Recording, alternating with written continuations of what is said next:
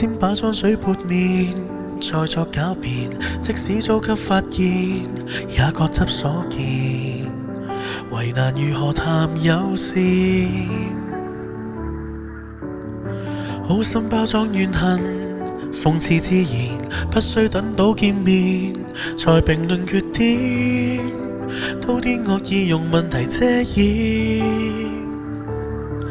就算端正不按風向，只算裝作正高。就算依照偏見改進，都有意見慘過阻撓。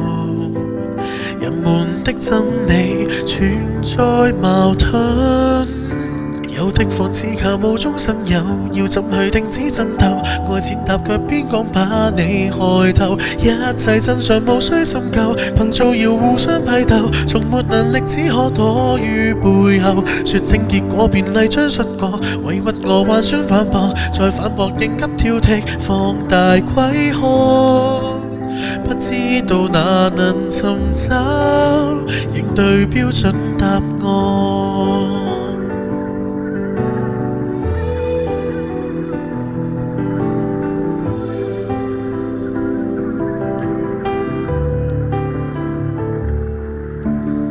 解釋止於片面，哪怕荒謬，不可追得細造，動靜變跳樓，最終嘩眾自獵無知手。沒有底線批判小眾，仿似宣泄出口，沒有資格可以比較得到，卻要裝作上流。何時先醒覺，同時陳舊？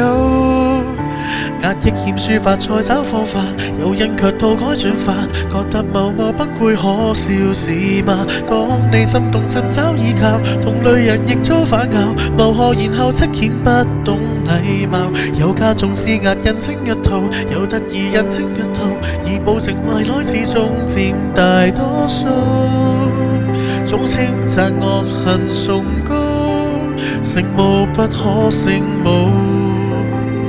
有沒有罪也是囚犯，不計地濫用正義蒙掉雙眼，回力標總會重返。